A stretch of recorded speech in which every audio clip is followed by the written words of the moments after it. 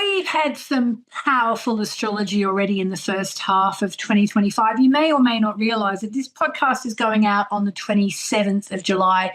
We're actually less than 2 weeks past the absolute middle of the year, which was July 15. So we are, even though we're going, it's August, it feels like, it's almost like the end of the year. Actually, we are literally just past the middle point of the year. And on this week's Mainly Moonology podcast, I'm going to tell you all about the astrology in the second half of this year.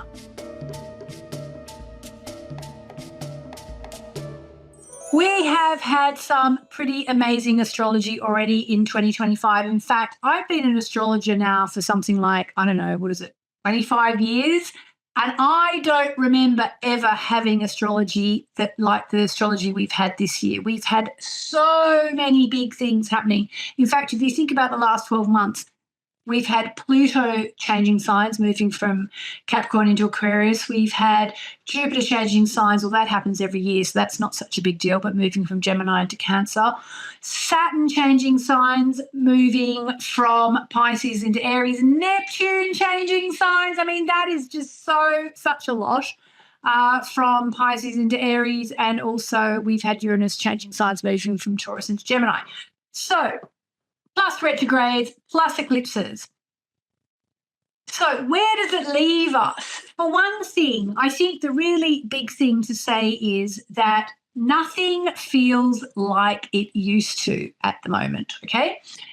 For better or worse, things are different. So if you are one of the people that's kind of looking at your life and going, what the heck just happened? Well, what just happened was the incredible astrology. So when Pluto was changing signs last year, sort of in the last, it's been flip-flopping out of Capricorn into Aquarius and back again now fully into Aquarius. When Pluto was changing signs, I remember saying to people, don't be surprised if your life takes an unexpected turn. And now that kind of goes triple, okay? But we are through the most tumultuous astrology now. We're kind of getting into a period where things are going to sort of slightly seem to settle, where we're going to start to feel like, okay, well, I'm kind of getting used to this new energy. Maybe it's not what I expected. Maybe it's not even what I had in mind. Maybe whatever you're going through in your life, you didn't expect to have happen. Maybe you have ended up in a situation that you didn't see coming because there's been so many seismic shifts. But guess what's going to happen in the second half of the year? All the planets, practically, not Jupiter, but most of the planets are going to retrograde back into the signs that they were in before.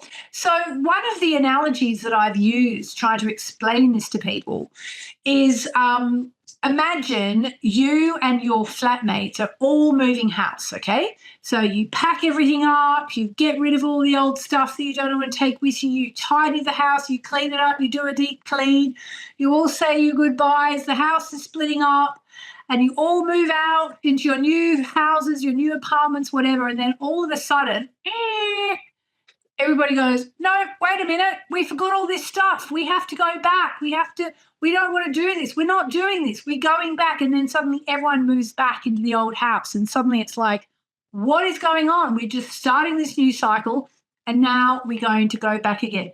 So what I want to do in this week's podcast is really give you a few of the highlights. We're going to focus on Uranus entering Gemini, the Saturn-Neptune vibes that are around, and the eclipses in Pisces and Virgo that are coming up. I am going to give you a taste of what's coming up, but I can only scratch the surface, okay? If you want to know exactly where these energies are hitting your chart, because after all, in a way, that's the most interesting thing, isn't it? There's all these new energies happening, going backwards and forwards, but where are they taking place in your chart? Okay, if you would like to know where that is, then either you can click the link in the show description or you can go to www.moonmessages.com/finish strong. That's moonmessages.com/finish strong. And finish strong is one word. Now, that workshop is free in inverted commas. In order to get a ticket, you need to buy a copy or pre-order a copy of my new Moonology diary. And you might say, well, hang on a minute, why are you doing that? Okay, here's the thing. I have this fantastic new diary, the Moonology Diary 2026 coming out. And for reasons I don't really understand, my publishers, Hay House, or, nearly all the publishers around the world, publish diaries for the following year in the middle of the previous year. So I guess it's because they have to get all the copies into the warehouse, and then they have to get all the copies into the books and the booksellers, and they have to get into all the magazines for reviews for the end of the year, Christmas guides and all that. So this diary comes out at the end of July. And so one thing I like to do is to try and get it into the hands of as many people as possible. And this is a little tip for any of you who are thinking of publishing a book or self-publishing a book or whatever. You need to get as many pre-orders as you can, especially on Amazon, for those of you who do use Amazon, despite Jeff Bezos being a bit of a controversial figure. Then Amazon, which is, let's face it, the world's #1 book marketplace, as they call themselves, knows that it's something that people are interested in, then it continues to serve it up to people, and it just helps sales. So I'm holding this workshop, and it's if you buy a copy of the diary. It's the only way to come to the workshop. moonmessages.com/finish strong. Okay, so let's recap, first of all, the first half of 2025. It has been challenging for a lot of people. It's also been quite transformational for some people. We had 2 eclipses, one in Aries and one in Libra. Now, this was a big deal because Aries and Libra, very interesting signs. We all have Aries and Libra in our chart somewhere. That's just how astrology works. If you don't know how it works, you can look it up, but we all have those signs in our chart. Even if you don't have planets in those signs, you still have them in your chart somehow. And why they're really interesting is because Aries is the first sign of the zodiac. And, with all respect to Aries people out there, because we all have Aries in our chart somewhere, Aries is like the baby of the zodiac. What do babies do? They think they're the only person in the world. They think the world revolves around them. It's a very me energy. So wherever you have Aries in your chart, might be your money zone, your communication zone, or your love zone, or your work zone. It's where we can be a little bit me, where we kind of want to do things our way and so on. And then on the other side of the skies, we have Libra. Libra and Aries are actually opposite signs. And Libra is the me and you sign. It's the sign of relationships. So having these eclipses has been interesting. It's brought a lot of issues up to do with, who am I? Who am I compared to you? Who am I in my own self? And, what do I want? What do you want? How do we find a balance between all of that? So that's been part of the energies with the eclipses. We've had a couple of Mercury retrogrades. In fact, as I speak, Mercury is retrograde at the moment. I don't know about you. I've really been feeling it. I keep having very funny mixed communications with my team, for example, where we communicate a bit on Slack or WhatsApp, and one of us is saying one thing, the other one completely doesn't understand. We have to explain it and explain it again. But the other thing we've had that release energy. We've had leaving the past, moving into this new cycle, this brave new world, and that's kind of where we are now. And the good news is that the second half of the year brings a shift. But there's going to be less new stuff. It's going to be time to really kind of go, oh, okay, so that's what this is. And it's sort of a chance to go back and do a little bit of clearing up, okay? A bit of clearing up of any of the messes that have taken place and so on. So the big themes of the second half of 2025, and I will go into this in more detail in the workshop. And as I said, the really important thing is to find out how this affects you. But let's start off by talking about the move of Uranus into Gemini. Again, we all have Gemini in our chart somewhere. So, for example, if you are Gemini rising, it rules your first house, which means you've got this disruptive energy in kind of one of the most visible parts of your chart. There'll be big changes in the way the world sees you. If it's in your second house, if you are Taurus rising, for example, will be in your money zone. So there's going to be this big disruptive energy there. If you're Sagittarius rising, for example, it's going to be in your seventh house. So it's really all about understanding where this new energy is coming through. Uranus in Gemini overall is very much going to be about more breakthroughs in communication, more breakthroughs in technology and how we connect. We're obviously all seeing that. We have all the amazing AI technology that's exploding, the video stuff that's happening. It's just incredible. It's kind of like a breath of fresh air. Gemini is an air sign. We've had Uranus in Taurus for a very long time. So again, if you're Scorpio rising, you've had the planet of chaos in your love zone for a very long time, and now that's going to change. So we've got AI, changes to the media, and also there's going to be big changes when it comes to transport. So that's going to be interesting to see, and maybe more technology.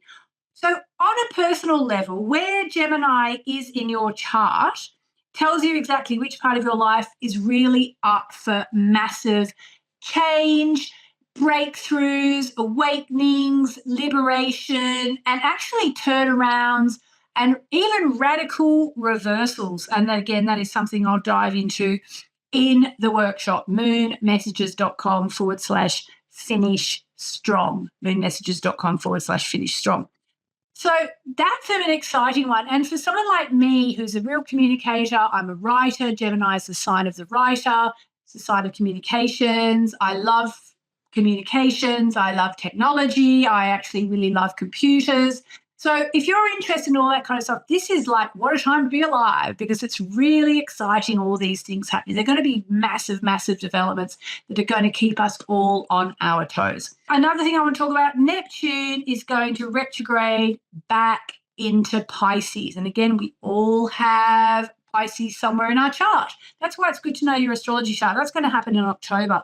So it's actually going to be the completion. When that finally happens, it's going to be the completion of a 14-year, very, very spiritual cycle, because the Pisces era, Pisces, very mystical sign, Neptune, very mystical planet. We've had Neptune going through Pisces. It's one of the reasons why spirituality has exploded around the world, and more people are now saying they're on the spiritual path. That is going to finally come to a conclusion. So it's going to be a final chance to ask yourself, where do I stand spiritually? Time to finalize your spiritual insights and really start to know what you've learned, what are your feelings, where have you been inspired. Really good time for kind of putting a bow on your creative dreams, on anything that lifts you up, any feelings of this makes me feel more enlightened, anything that makes you feel more spiritually connected, because then Neptune will eventually move back into Aries, and that's going to usher in a whole new era, really, of spirituality. So kind of you can think of this as one final rinse of the old, of any spiritual questions you may have before we fully step into the new chapter. Plus, we're going to have eclipses in Pisces and Virgo. I will go into that more in the workshop. So you will actually leave the workshop with a little mini ebook which tells you exactly where all these changes are taking place for you, depending on your rising sign. If you don't know your rising sign, you can find that out online for free. moonmessages.com/free chart for one, moonmessages.com/free chart to find out your rising sign. And the last, I won't go into the eclipses now, because that's something I want to do more in the workshop, and also don't want to make this too long this week. And finally, the other thing I did want to talk about today, I just wanted to mention where the eclipses are. So that will be a full moon eclipse in Pisces in early September, which will be endings, moving on, about disappointments, spirituality, deception, just a time of wrapping things up. And then September 21, we're going to get the new moon eclipse in Virgo. So that's going to be great depending on where Virgo is in your chart. New habits, new routines, new surge of energy. Remember how eclipses are really like cosmic wild cards. Okay, so if you can pinpoint exactly where this energy is for you, then you're going to know where you're getting this completion energy, and you're also getting this new surge of eclipse energy. There's a lot to look forward to in the second half of the year. The last thing I wanted to mention is there's a lot of Saturn Neptune energy happening in the second half of the year, which you can really think of as sort of like discipline meeting dreams. So what happens if you are disciplined about making your dreams come true? Oh my God, that is when you are going to start to really bring the manifestation energy. It's going to be super strong if you can align your vision with a sense of structure. It can be a time when spirituality is going to get very real and very tangible. So it may be that we start to, as we move out of the Pisces in the Neptune in Pisces era and move into the Neptune in Aries era, it's going to be maybe spirituality is going to just sort of go up a level, and we're going to stop. You know, so many people poo-poo spirituality and spiritual ideas at the moment. It may well be that we will be starting a new spiritual cycle. So it's going to be like people are going to start to take things up a notch. And again, wherever it is in your chart is where you have the chance for enlightenment, but also the chance for self-deception. So be careful. Yeah, so look, the overall big picture is that the second half of 2025 is kind of clearing things up and setting the scene. And it's really important to try and work out where this is happening for you so that you can kind of clean your house one more time before you finally move on. And if you're looking for second chances in life somehow, this is very much a period of second chances because we have all the planets retrograding back into the signs where they've been for a very long time for one last blast to do whatever you need to do on a karmic level, on a spiritual level, on an energetic level. Get it all sorted out. And maybe then you decide, what do you want to take with you into the future? A few key areas of focus for everyone: communication, that's really Uranus in Gemini; connection, Uranus in Gemini; healing routines and self-care, very much the Virgo eclipse and the Pisces eclipse; and dreams versus reality. I would say one really good thing to do would be journaling. Ask yourself now, and we'll go into this more in the workshop as well, but what old beliefs, habits, stories do I need to release during the second half of the year as I get a chance to do the final cleanup? Okay, what beliefs, stories, habits, situationships, relationships, what do I need to release, clean up, and get rid of before I step into the new era for real, before I move house for real? Okay. And look, what I can't do here is, as I've said, help you see where all these big energies are in your personal chart: your love life, your career, your finances, your dreams. So that is exactly what we will do in the Finish 2025 Strong free, in inverted commas, workshop. We'll be looking at personal chart mapping.